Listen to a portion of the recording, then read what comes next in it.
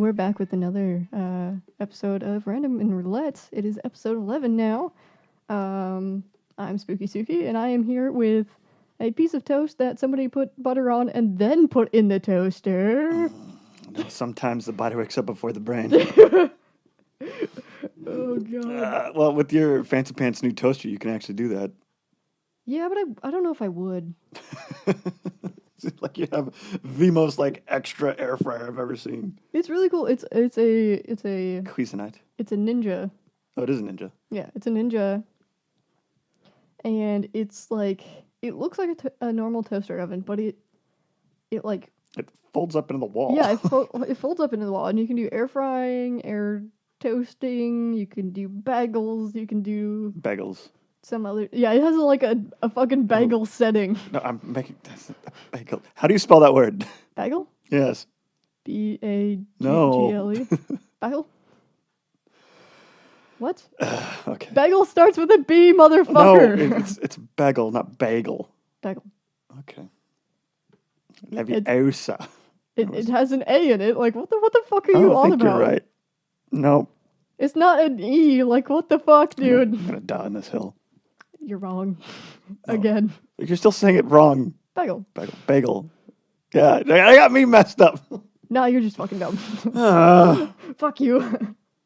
No, thank you. Bagel. Okay, yes. So yes, Fancy Pants new. Yes, it's quite nice. I've been making a lot of chimkin patties in it.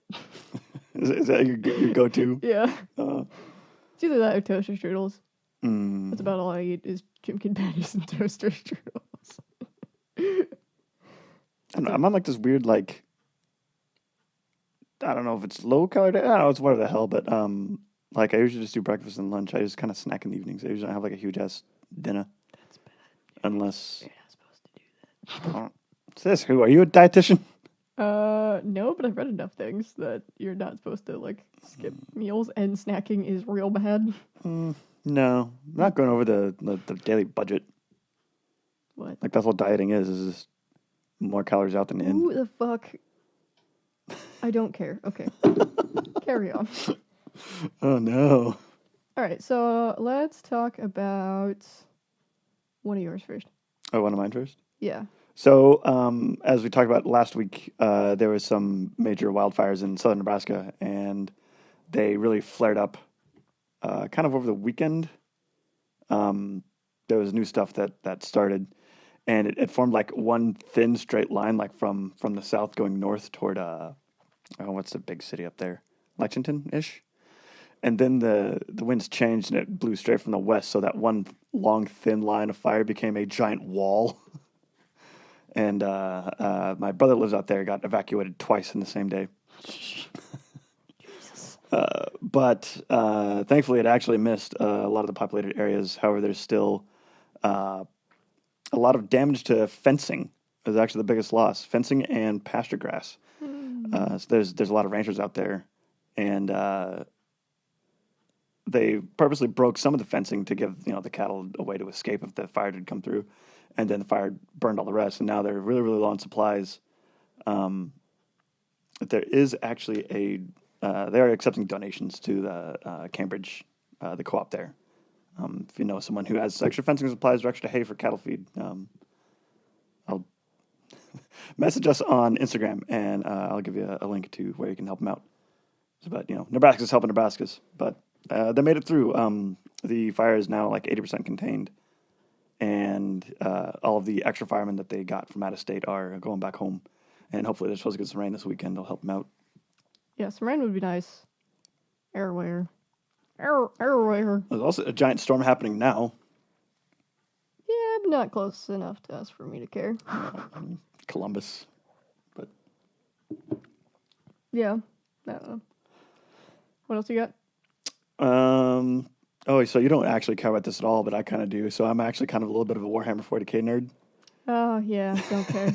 And there's a podcast that I follow called Adeptus Ridiculous, which, if you know anything about Warhammer 40k, that name is actually hilarious.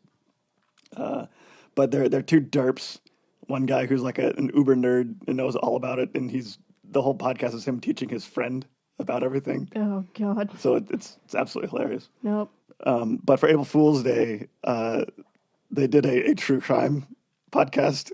Like completely just changed the format completely just without telling anybody. What the hell? And they did one on D.B. Cooper, which is actually a fascinating story. D.B. Cooper. He's the guy that in the 70s he hijacked a plane, but didn't hijack a plane. He just like passed a note to a stewardess saying, "Hey, I got a bomb." And like, oh, what? Well, again, it's the 70s. And like, okay, so land here, and I won't blow you up, and then give me $200,000, and then give me 3 parachutes, and we'll go back up, and we don't have to talk about this anymore. So he kind of held this whole plane hostage by just like passing notes to a stewardess. But he was like very, very cautious about everything. It's like he used an alias, obviously, because like, I mean, it was the 70s. They didn't know TSA didn't exist. Yeah. Just walk in. That was before TSA was a huge deal. And he didn't leave any like DNA. Yeah. He didn't leave a handwriting sample because he took back all the notes. Like they didn't know who the hell this guy was, but he just jumped out of a plane with $200,000 and no one found him or the money ever again. Nice. Oh, to be the 70s again where you could get away with crime. Apparently, getting hijacked in the 70s is actually like a common thing. Like it was like a weekly occurrence. What the fuck? Because they like airport security wasn't a thing. God. Well, all right then. And also Warhammer just came out with a giant lore expansion.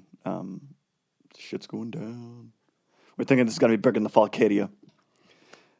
None of that makes any sense. I don't think anyone that listens to us knows anything fucking about that. It's great though. God. Man, we got the Tyranids fighting the orcs, and the humans are trying to blockade everything. You might have to scoot back a little bit. I'm a little loud. Yeah, you're a little loud. Okay. Or just scoot your back. Or just stop being as over enthusiastic about something no one cares about. No one cares. Ah. Right. And we had our first rain race for F1 this week as well. Oh, now we're switching to F1. That's all I had about it. I just, like, we were watching the race, and I just didn't care. Yeah, it wasn't... Like, there was nothing, except for Sainz, poor bastard. But, like, I did see something on Formula Dank saying, Sainz going to be fine, there's no gravel pits in Miami. Oh, no! Oh, what do they do then? Do they just have... They probably just have, like, runoff areas or, I guess this is the first time where anybody's going to see it, so... Yeah. This should be exciting. But is that this weekend or is it next weekend? Next weekend. Oh, thank God, because we're going to be gone this weekend. Yeah, because unlike NASCAR, Formula One actually cares about their teams. But I guess, I mean, NASCAR, they're only going around the United States, whereas Formula One literally goes around the world. Like, they're going from... Yeah. Well, and they go home in between, too. So it's like, holy shit, man. Well, like, this weekend they were in Imola, Italy, Emilia-Romagna, and now they're going to be in Miami, Florida. So that's a little bit of a jaunt. Yeah, yeah. It's not like to end last year, they had all 3 in the Middle East. Like, I mean, I think all of those are within, like, I don't know, 500 miles of each other? Yeah. I don't know. How big is the Middle East? No. You don't know?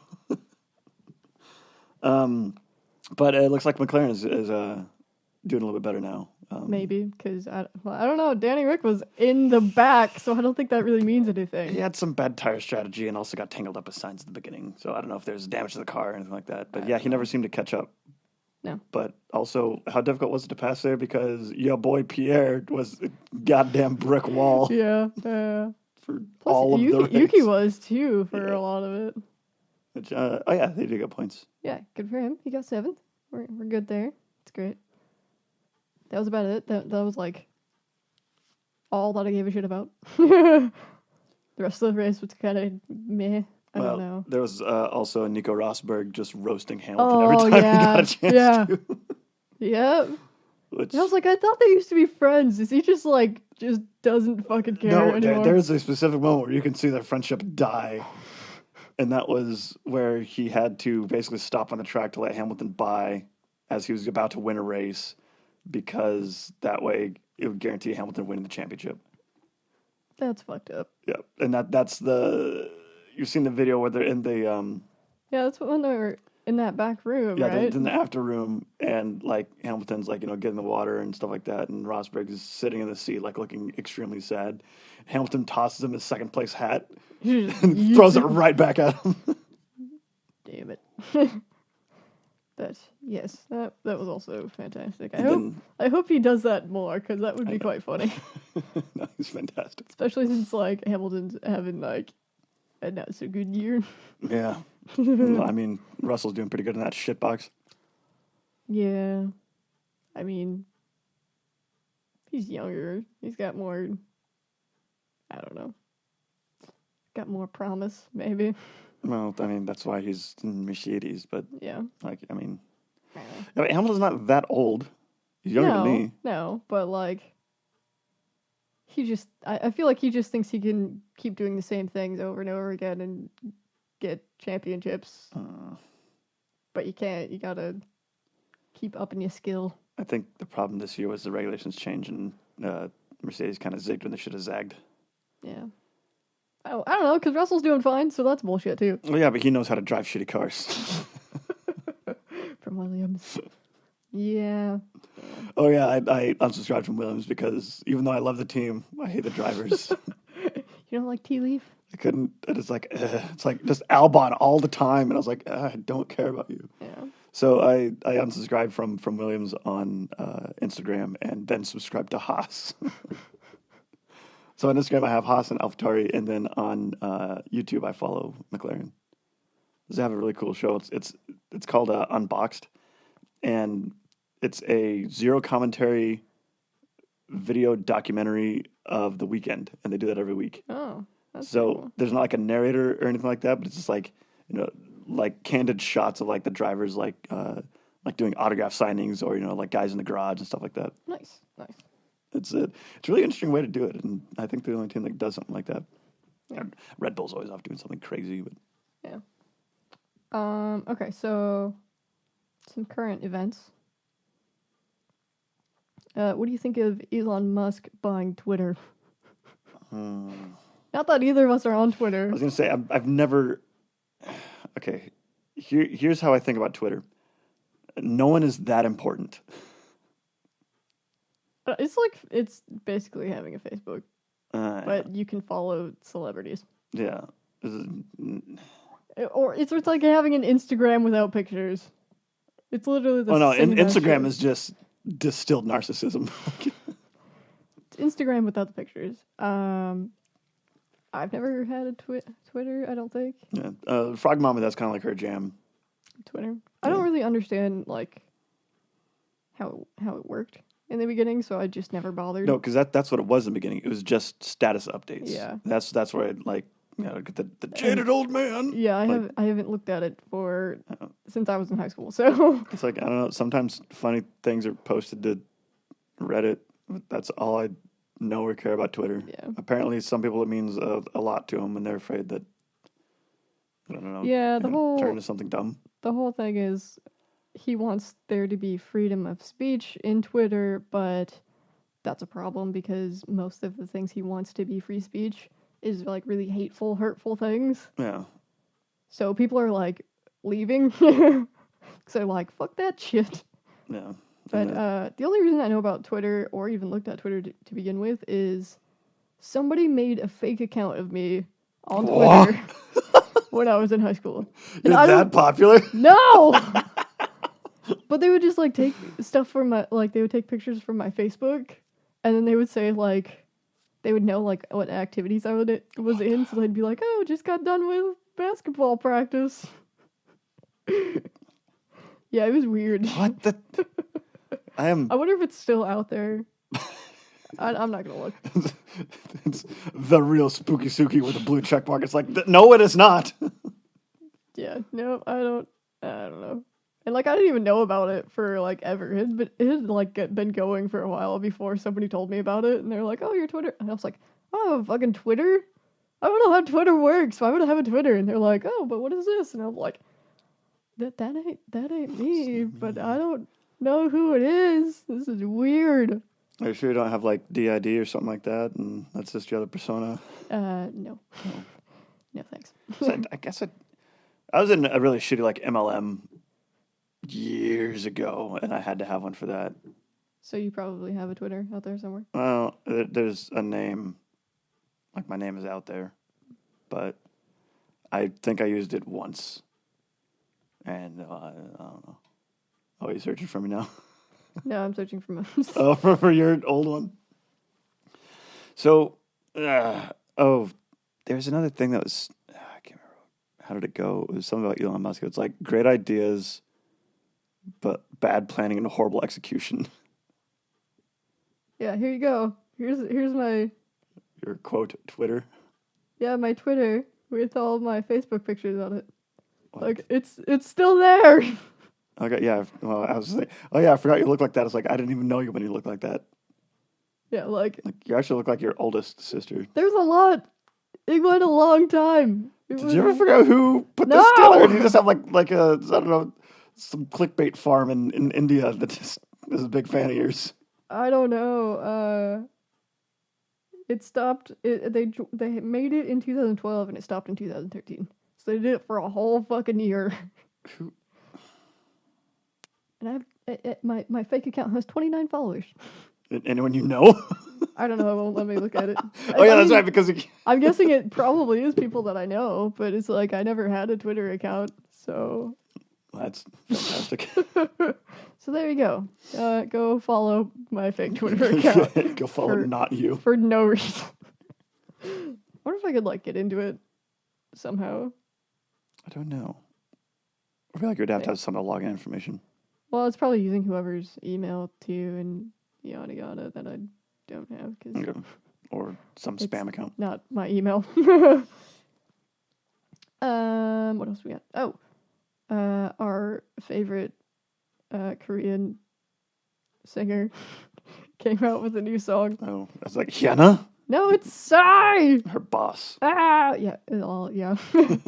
But it was produced by Sugar from BTS, and he's my favorite member of Are that they group. part of the same record label? No. BTS was...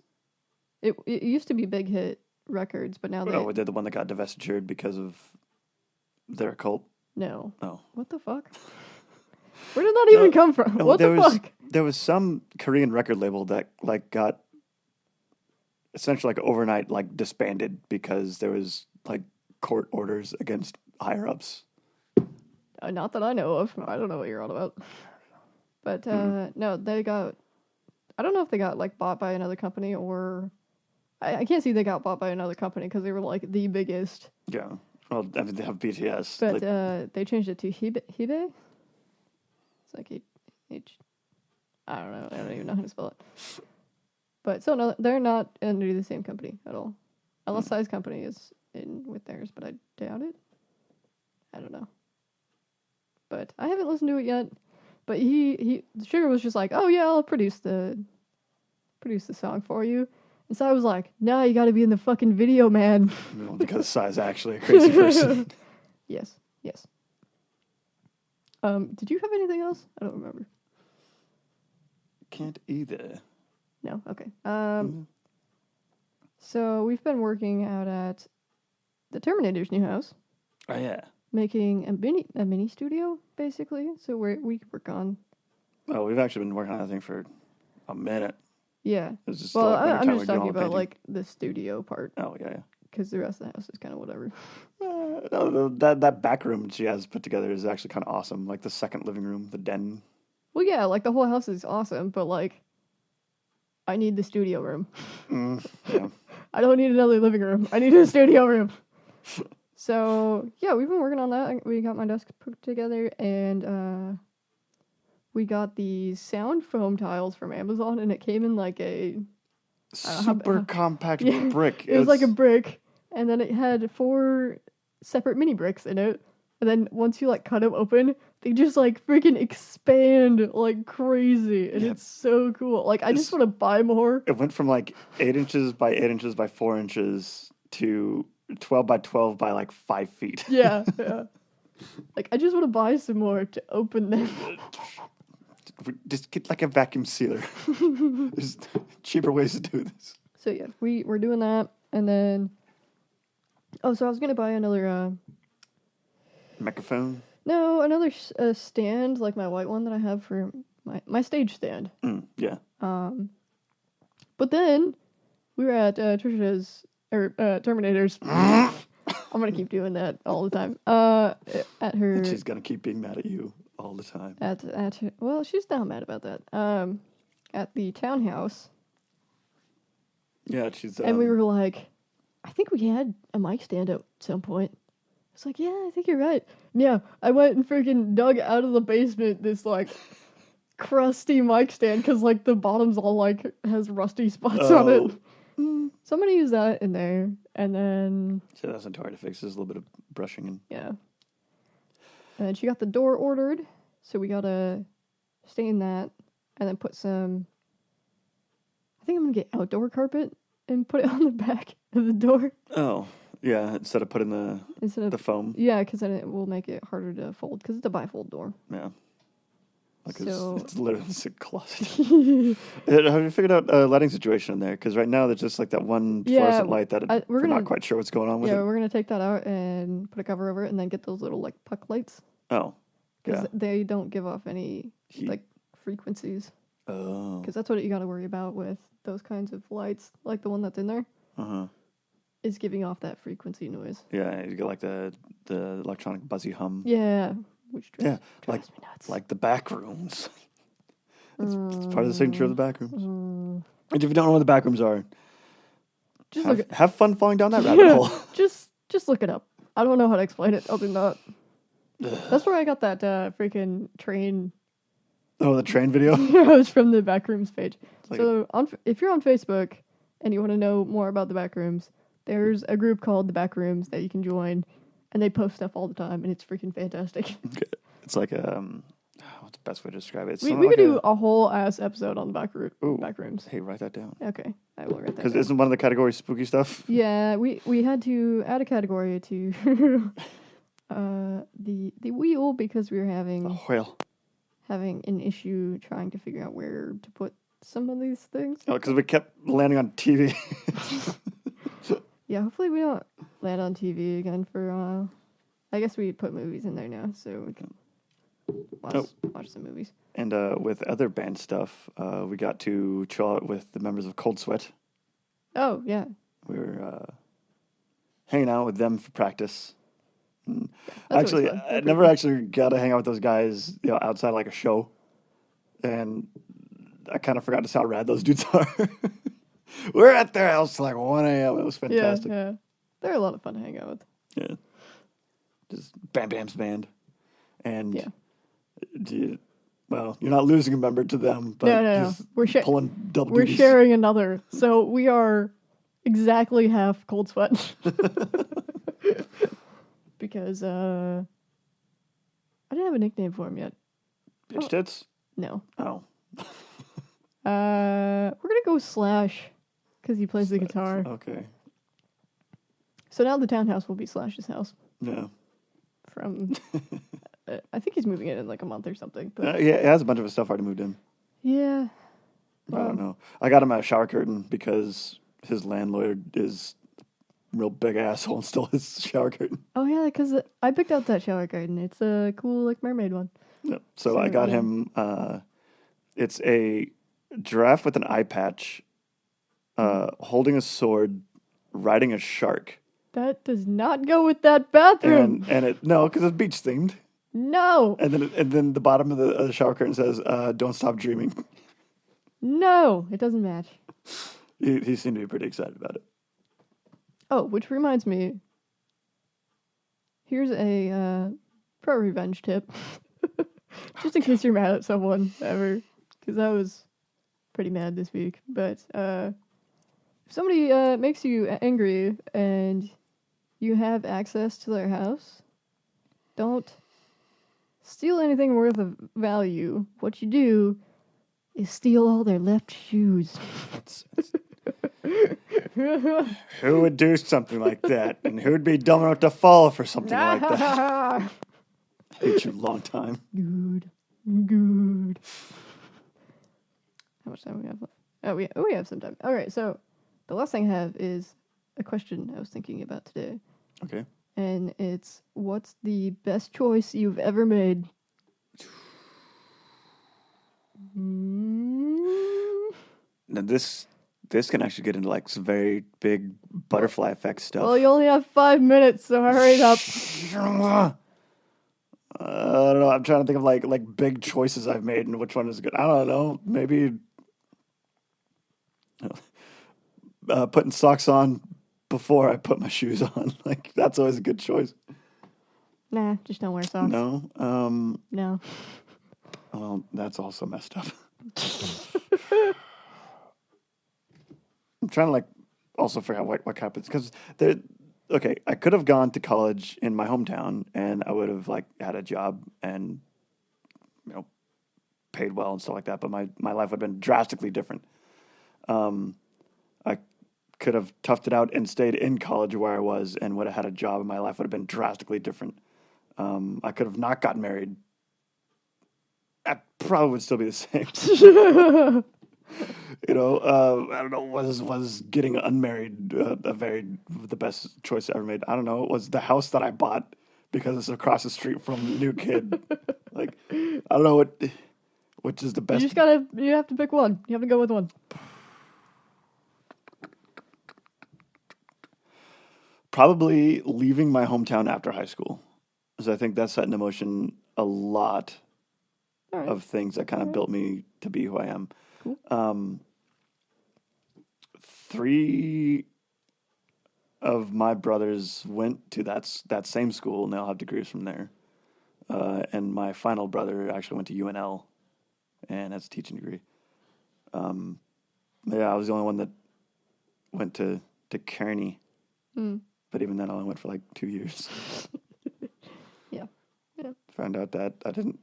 It's not that I don't like learning. I just don't like school. Yeah. That makes sense. I think that's the case for a lot of people. Like, it's being forced to learn certain things, I think, is... Because, like, people naturally want to learn things. Yeah. But nobody likes to be forced to learn things.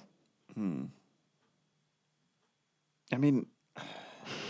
Yeah, I'm trying to think of like what classes that I just didn't like, that I just didn't go to. Like there was one week I just did not feel like going to class, and of course, and I was a week behind and everything. But yeah. Like there's a meteorology class that I took that was freaking awesome. I had this really cool. As a teacher, he was really good. He taught like American history, but it was like middle colonial American history, and it was just so boring. It was all the way that he taught was we had to read a bunch of first source stuff, so it was like reading people's diaries, but it was all just these pretentious fucks from colonial America. Not like the regular people. Yeah, and it was awful. It was like, but I mean, he was a great teacher. It's just what he was teaching was just couldn't do it. Bad. And then I had this ultra feminist English teacher, and she's like, "This class, yes, it may say English 102, but it is a women's studies." And I'm like, "It's not what I signed up for." Yeah. But okay. All right then. So I got to learn how to deal with people like that with that class. Yeah. Yep. So, best decision I ever made, moving to Kearney. Yeah. All right, that's fair. Do you have one?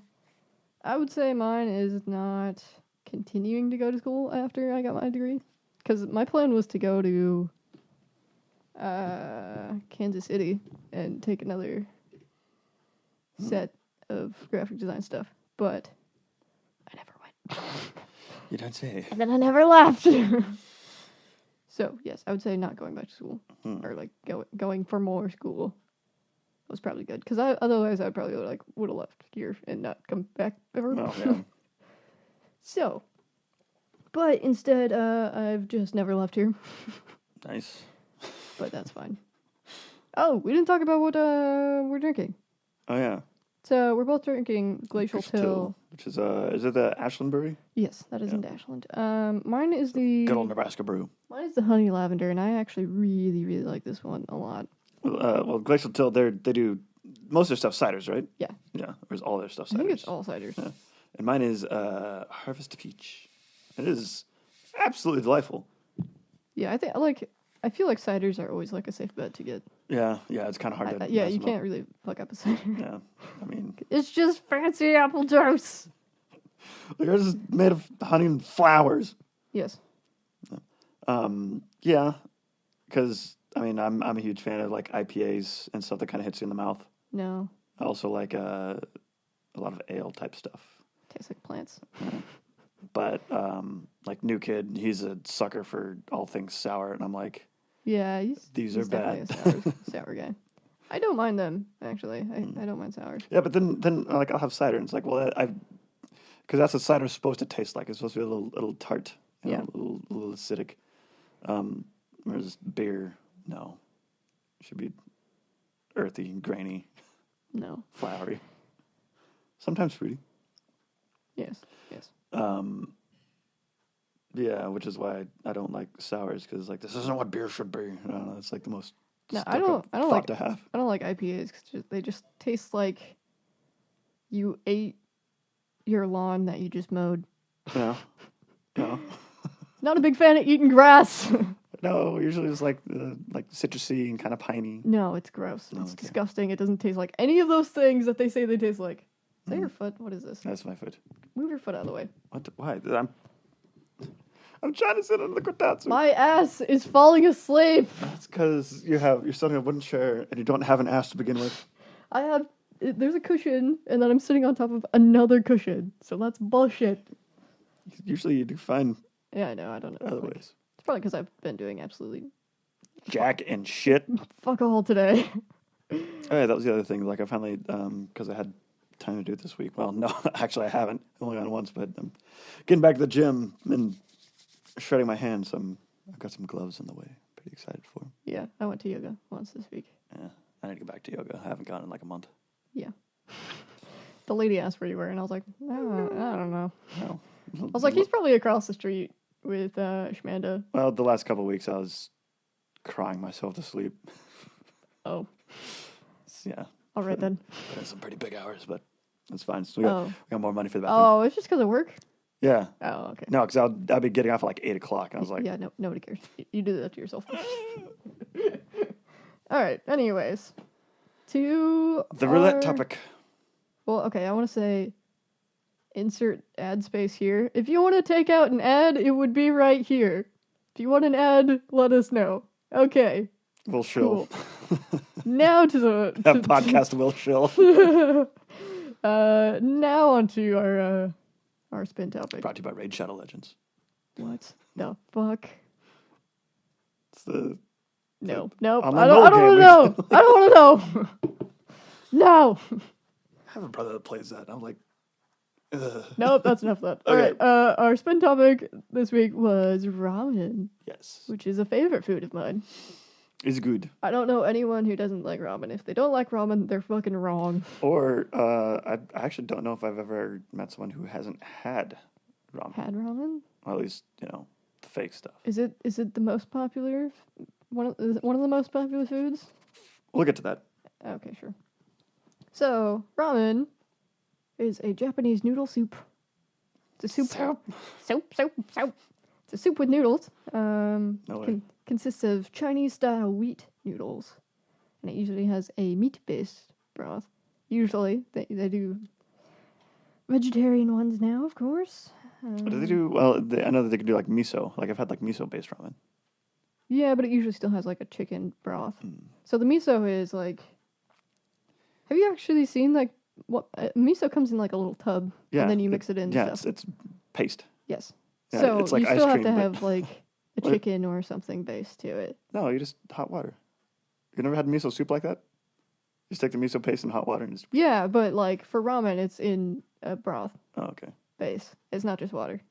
It's not just miso soup with noodles in it like that. No. And then it usually has like a variety of meat and vegetables. Yeah, they have like, there's almost like an art form to like Yeah. the display of it. Yeah. So one theory is that ramen was introduced in the 1660s, brought by a scholar Oh, wait. who wanted to escape Manchu Theories. rule. There's knowledge lost to time? Yeah. So it's a theory, So it's but like- the more plausible theory is that it was introduced during the 19th century in the Yokohama port because people were coming to Japan. They had their own little Chinatown there. Is it Yokohama? That's the east side, isn't it? Dude, I don't know. I don't even know, like... You know Japanese geography? I don't fucking know American geography, man. Well, because like Osaka and Osaka Bay is kind of like the southern part. Great thing. We have a But I computer. think Yokohama is We can just look it up.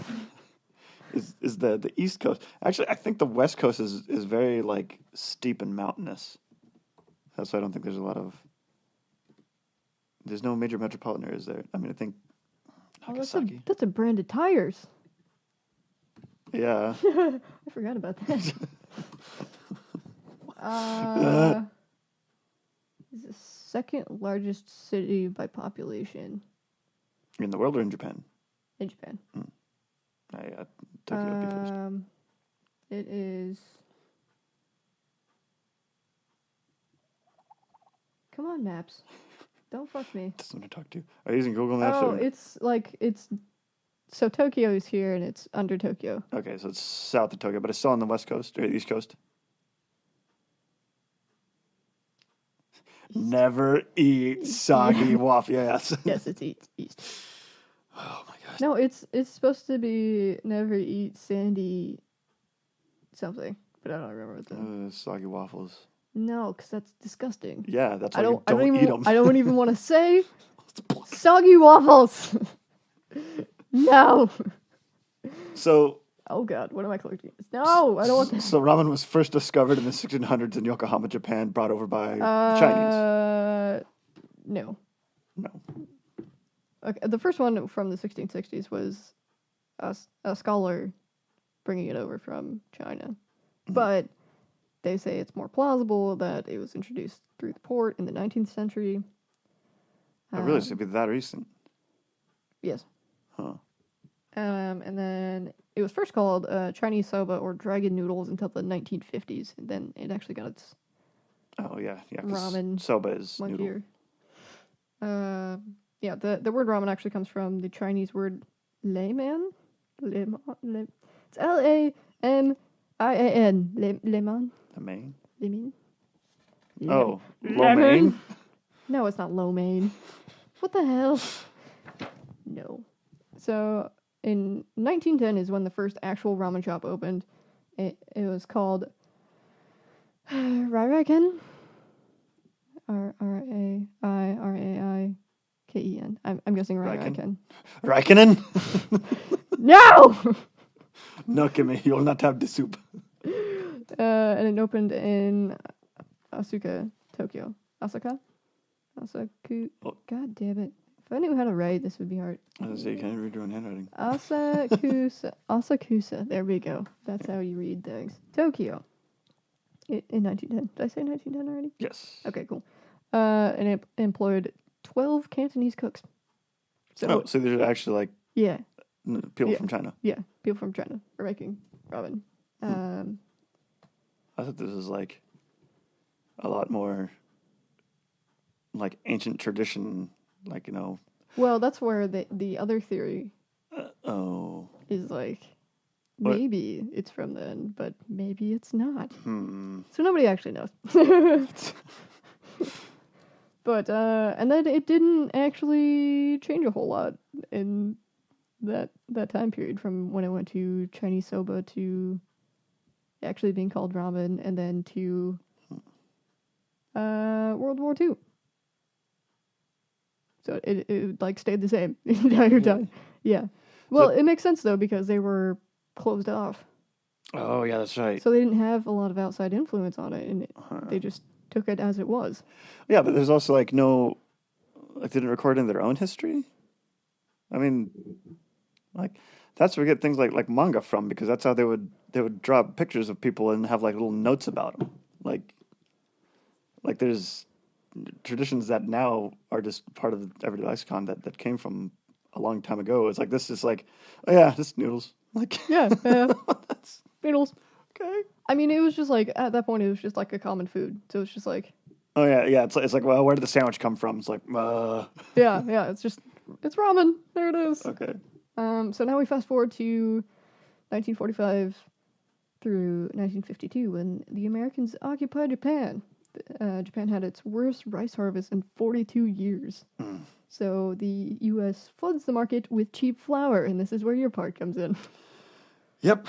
So, in 1958, after the post-World War, okay, so as with a lot of things in modern Japan, it all starts with a couple of really bright flashes in the South.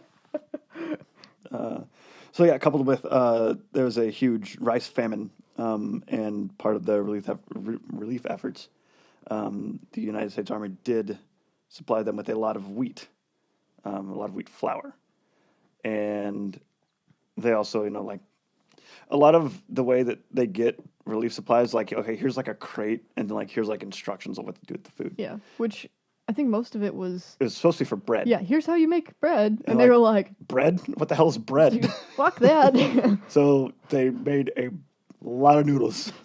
All the noodles. So around this time, there was a entrepreneur by the name of Momofuku Ando. And he was... he was a bit of a go-getter. He was the type of guy that had a lot of ideas, but not a lot of them ever stuck. And he was trying to figure out how to basically feed this starving nation. He knew he had to make a food that was delicious, non-perishable, easy to prepare, and inexpensive. So, usually it's one of those triangle things, like pick two. Yeah, like you only get delicious and... But then it wouldn't be perishable. Yeah. Or easy to prepare and non-perishable, but it tastes like crap. Yeah. So he was trying to figure out how to like package food. Like how do we make it so, we can just give out a bunch of stuff that's very easy to make. Yeah, it's like, here you go. Here's what you get for the next month or whatever. Yeah.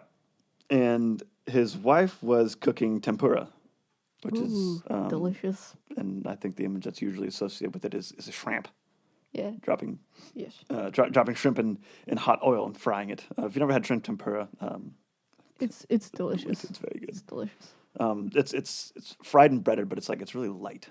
Yeah, it's not like our version of fried stuff where it's all like grease. heavy and greasy. It's light and crunchy and It's delicious. very, it's the airy crisp. Yeah. Yep.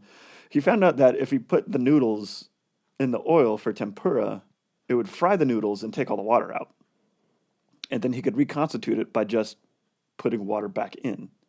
And then you have a bowl of noodles.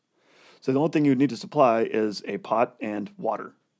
And you can have essentially a meal. Mm-hmm. He then figured out how to dehydrate, broth, just like I do, like bouillon or something like that. Yeah. So that's where we get all the broth from.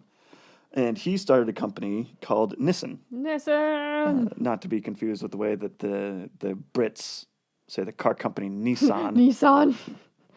This is Nissin, and they are the ramen, the instant ramen OGs.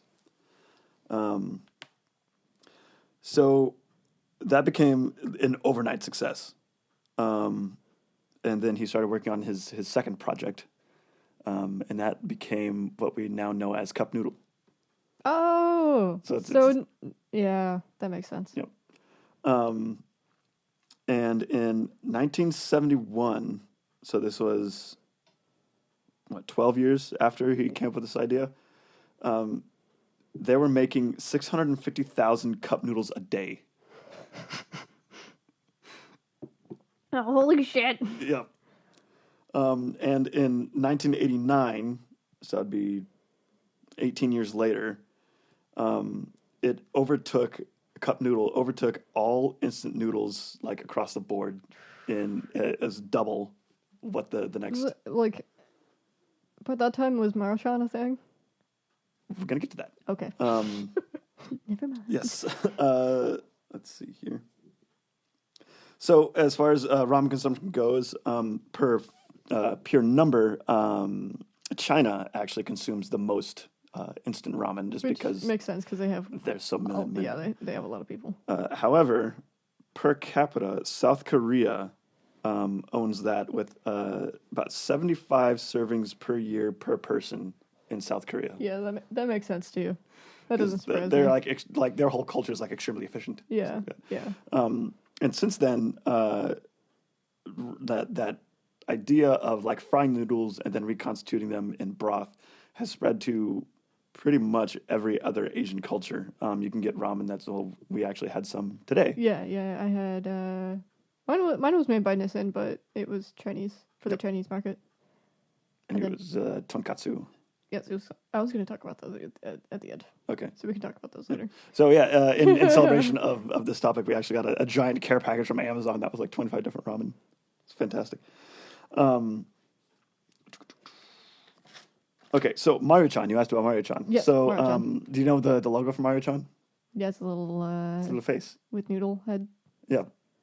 So Maru means round, and Chan is like how you refer to kids. So it's like it literally means fat kid. Yeah. And that is actually the company is based out of Tokyo, but it's all of the Maruchan noodles are made in America. Oh, really? Yeah, they're purely American. Oh, that explains why it's like a huge thing. Because like I would see stuff about that from people from South Korea, and they like had no idea what Maruchan was. So it's like they're straight up American nudes. They're made in Irvine, California. I can't think of the name of the town in Virginia, and a nearby suburb of San Antonio, Texas. So yeah, Maruchan, and the main Maruchan ones is of course their instant ramen, their instant lunch, which has the little freeze dried vegetables in it, and yakisoba, which is that's the game changer. That's really like that makes a lot of sense because I always wondered why they had the cheese ones. You remember the cheese ones? I was like, it's awful. I was like, that's such an American thing. There's no Put cheese way on that's things. overseas. Nobody gives a fuck about cheese that much like we do. No, well, maybe the French. Yeah, maybe the French. So so this whole thing was just an enormous success, and it's bled through in a few other areas. So not in so much in America. There's a few places, but in especially Japan and other Asian countries, 7-Elevens are like the bomb. Yeah. Like it's not just a gas station. Yeah, it's like it's a whole ass convenience store, and they have like meals, and not like shitty meals like you get at our gas stations. They're like good meals. Yeah. It's like when you go to IKEA and get the meatballs. Yeah, I freaking love IKEA food. We need to go again.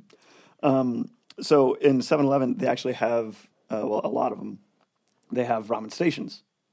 So you get this little box, and you scan the barcode, and it'll tell you, first you get the box of noodles, and it also has like the broth pack in there.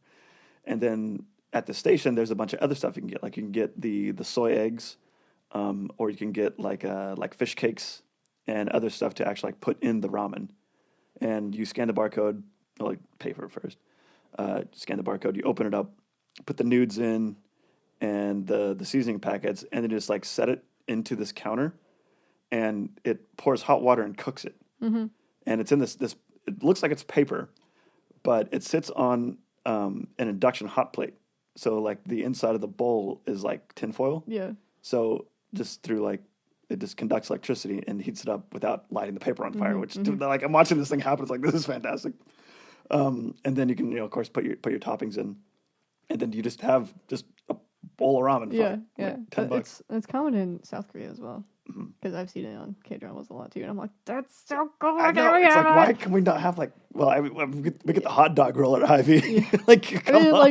We wouldn't get it anyways because we live in like a small ass town and nobody gives a fuck. But that would be so cool to have. I wonder if there is like 7-Elevens like that in like in Denver, California. I do believe. California probably would have them. Washington and shit like that. I think is it in. I don't remember if it's Denver or Omaha, but there's 7-Elevens, and they're not gas stations. They're just little shops. Yeah, but I'm sure they don't have like the same. I wish they had like the same Japanese stuff in it. Yeah. Because I would die So yeah, and that's just kind of the next inevitable phase is like once you're kind of at Yeah. poverty and like this thing got so popular, it's like wait, we can use this as everyday meals now. It's Yeah. not just a poverty Yeah. food. But like there, and it's nice because like there is the instant ones, but you can also get like gourmet ramen Yeah. too still, and it's all delicious. Yeah, I actually did watch a video. As much as I hate him, it pretty much was kind of a mukbang. But this guy just went to an Asian store and it's like, I want to get one type of ramen from all of these countries and just like put them together. And it's like some of them are absolutely fascinating. There's one, I think it's from Vietnam, where it's almost like an MRE, Yeah. where like it comes in like two bowls and you have to put water in one, and then like it's like the water starts to boil because it's hitting this chemical reaction. It said this one, it tastes like someone lab grew noodles. Like, there's something chemically about it. It's like because there's this Yeah. fire happening. Yeah. And lastly, there's two other places where ramen is extremely popular, and that is American college campuses, which Marachan. definitely lived off of those, Yeah. and the U.S. prison system. Oh. It is extremely popular in the U.S. prison system, and it's Oh. almost to the point where it's just as valuable as currency. What? Like people actually like do favors and I thought barter. those like cigarettes were for. Well, a lot of places you can't even smoke inside anymore, Well, so yeah, they don't even have cigarettes in prison. Cigarettes.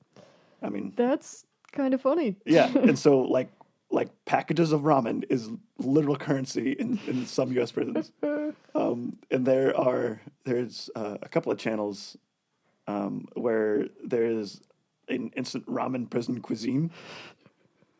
Where just like using the stuff that they have available to them, they can make like soups and burritos and stuff. my And it's absolutely fascinating. So yeah, that was the Was the instant? the instant ramen. But I will leave you. Momofuku Ando, the guy who invented this whole thing, is actually still alive. He's 98 years old. Oh damn. Yeah.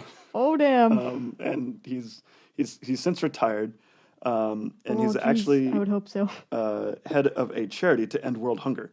Oh, that's really cool. So, like, he's he's actually, just like he's freaking dedicated. Yeah, he's actually like just a rad dude. Nice. And his whole mission comes down to one quote, and it's "Peace will come to the world when there is enough food." And That's actually pretty fair. It's like, wait, this guy's actually a legend. Yeah, that's amazing. So yeah, that was absolutely fascinating. Well, we can watch it afterwards, and you, dear viewer or listeners, there is actually about a minute and a half video, and it's done in Japanese rap, and kind of in like an anime style about how he got started, and it's called Samurai Noodles. Yes. It's fantastic. I do have a couple more things. Did you know there's a ramen museum and it opened in 1994? I'm assuming in Japan. Well, yeah, not here. That's I fantastic. think it's in Tokyo, but I thought there's like a whole like discipline for being a ramen chef. there is because like a lot of places that are like the fast places use like noodle making machines, but if you want to be like a true ramen chef, you have to do the hand pulling methods and stuff. So yeah, it's a whole ass art to do noodles. But I was gonna talk about like the different components of it, but you can look that up yourself because I have stories instead. Okay. And we still have to talk about our ramen that we ate. So Yep. we went to Kansas City a hot minute ago. What was that, like 3 years ago? I think it was about 3 years ago. 3 years ago, we went to Kansas City to go to Worlds of Fun for shits and giggles. And we decided to go to a ramen shop. And we were quite excited about it. It was kind of off the beaten path. Yeah, it was in Little Italy Oh yeah. area. So we get out of the Uber and walk into this guy's house and then into his garage, which has been turned into A little a restaurant. little ramen shop. And then he cooks in his house. Yeah, like in the kitchen that is burned out like as a garage. It was Yeah. absolutely fantastic. Yeah. And it was amazing. It was delicious. Like, I want to go again, but I don't remember what it's called. Like, I didn't. We'll have to ask him because I think he's the one that found it. But I But saved it. it was absolutely delicious. No, and I got to go. I think mine was salmon, and I remember like they fried the skin on the salmon before cooking the rest of the fish, and it was so like it was like nice and crispy and salty. It's like oh, Yeah. I remember thanking the dude as I left. It's like it was the best cut of fish I had. Yeah, and it wasn't even like, I remember it not being like a proper hole. It was just like they took a sledgehammer and knocked Yeah, a hole in the wall. It was amazing. So we'll figure out the name of that place and post it on our Facebook because I highly recommend. And then there's another place that I also recommend, but this one's in Omaha. It's the Jinra. God, I can't remember. I'm thinking Jinro, but that's not right. Is it in the old market? Jinro. You ask me that like I know. Were there a bunch of brick buildings around you? I don't know. Okay. Did you? I have no idea. Was it next to a large street that was on a hill? Because that would be Midtown. Where is that? I don't know, man. I was just gonna. How do you not know where you are? Oh, it's Genia. This one. It's this one. Oh, just off Dodge. Yeah, it's like. Oh, is that near the giant Asian market? 72nd. No. It's by like the Furniture Mart, I think. What else is over here? And like, what is this university thing? Oh, University of Omaha. Nebraska at Omaha. Yeah. Yeah. I mean, it's over here. I don't think I've ever been to that one. It's really good, and like the atmosphere is really nice too. So I recommend that one. I think I do know there's a very good like sushi place, or no, it's a ramen shop in Benson. It's north of there. But I got the miso ramen, and it was delicious. And of course, they always give you like these enormous bowls that there's no fucking way in hell that you're gonna finish it. And it's like you can save it because it's soup. Yeah. I mean, I save mine because I usually eat it like later that same day. It's not gross, but it's good. Yeah. All right, should we talk about what we had today? Yeah, so in our giant care package, you had Nissin tonkatsu. Yes. It was quite delicious. It had sesame seeds in it, and it was nice and milky and oily like it should be, because tonkatsu, I wrote this all down. Oh, yeah, tonkatsu, it's a fried pork. Yeah, and it's like, it's known for being like more of an oily type. Mm. And it's delicious. Yeah. And if the only ramen you've ever had is Maruchan, where you just get like the freeze dried packet of bouillon powder. A lot of other ramens also have an oil component. Yeah, like some sort of oil to it. Yeah. And like more of a broth base. And yours, your noodles kind of cooked up a little bit fatter. Yeah, my noodles cooked way better than yours did. Yours were more crisp. Yeah, which is, I mean, it's fine. This is, how you like your nudes. Yup. Mine was by Mama, and I think that brand is actually Vietnamese. I want to say it's actually Thai, Might be but Thai. I'm not sure. I'll have to look at the package. But mine was duck. Yes, it was also quite delicious. Yeah, the broth for that one was fantastic. The noodles, they were more. Yeah, well, and it's like the directions said to make it more like instant style, but I think if you really wanted to, you could have boiled them. Yeah, I think if you made a pot style, it would have been better. But I don't know. Pro tip to make your Maruchan less depressing: put some ginger powder in it. Ooh. And make a chicken and a beef one together. Ooh. And it's quite good. So, there you go. Maybe put some soy sauce in it too. I put some soy sauce in mine all the time. In that mukbang video that I was watching, the guy put, what is it called? I think it's just Chinese vinegar. Was it like ponzu? Maybe. It was very dark. It wasn't it was like distilled white vinegar. That, and he also had these, they're canned fish, which... sounds kind of gross. Yeah. But like they're sat on top of a bean paste, and like you take a little bit of the fish and a little bit of the bean. Oh. Mix that together. That's Interesting. also pretty good. I can imagine that being very, very salty. Yeah. All right. We got a fortune cookie with it. I guess we did get a fortune cookie. So we're gonna open the fortune cookie Let's see. while I get ready to spin for the next topic. We also got one pair of chopsticks for 25 servings of ramen. Yeah, and they were like the disposable ones too. Crunch. Okay, how are you supposed to... It says here, learn Chinese dumpling. Jiao. Ji? But Chinese is tone-based. Yeah. How do you write that down? Well, it still like has phonication to it. Is that even a word? I don't know. Well, no, it's no, it would be phonetics. Phonetics. That's what Sure. you're looking for. Whatever.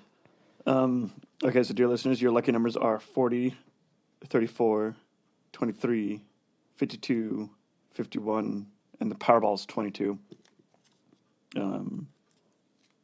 What are you doing? Uh, Why are you doing that? and the actual fortune is seeing your smile always brings smiles upon others. Oh. So we're all about positivity with this one. That can either be adorable or really creepy. creepy.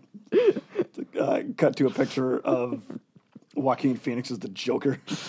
All right. And not in makeup. God damn it, he's creepier without it on. Oh, really? Did you ever see that movie? What movie? Joker? Probably not. You know how bad I am with movies. Don't give me that shit. You can't even remember which direction is east. No, I Japanese can't. coast. I can't. I also don't know left and right's very well. It's because I'm fucking dyslexic, you asshole. No, so you're the type of person that gets the L and the R tattooed on your hands, but No. you still have them backwards. No, I would not do that. It's a terrible idea. All right, let's spin for next week. Please don't be TVs. Oh, we got history again. History. Okay, cool. What are we going to do for history? Where's the things? Oh, we got a lot of them.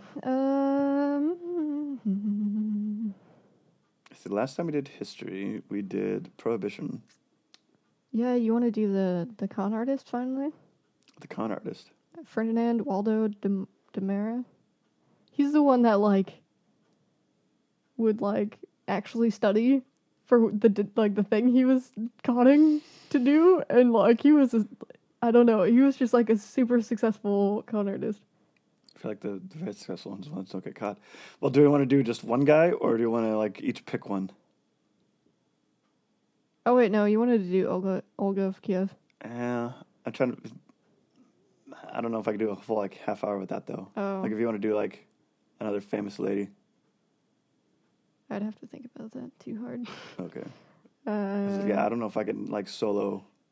Let's see. But holy shit, I really want to do Olga of Kiev. I don't know. What else did we didn't have much for history ones because I figured we wouldn't We wouldn't land on it again. get history again. Who's Stephen D. Richards? What is that? Do you have a? What? Are those all the suggestions of stuff? Yeah. Oh, okay. I was like, pretty- you have 5 pages of just history. No. This is all of them. But I want to know who this was. Stephen D. Richards.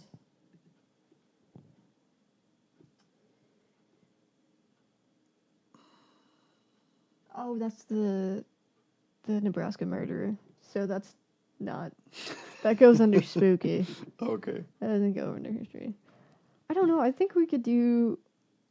You want to do con artists? I guess is that a history thing? Oh, otherwise I have the birth of cars. You want to talk about cars? Birth of cars. Okay. Talk about cars some more. Okay. You do cars? Yeah, we'll find a way to kind of divide it up. It's kind of how we did this one. All right, we will do the history of cars next week. We'll see if Terminator wants to be on that one, I guess. Okay. That could be fun. That could be fun. Have our first real guest. Yes, we are now accepting applications for guest people. If you want to be a guest, let us know. We'll figure something out. Contact us on either your Facebook or Instagram. our Instagram. Or just, DM us. Or just bother us about it in talk real to us. life if you know who we are. All right, that'll be all this time. You and your freaking fortune cookie. I'm already half of it. All right, are you gonna not fuck the end up this time? I feel like I already am. Alrighty. Well, that is all from us. Stay hydrated. Don't die. See you next time. Bye.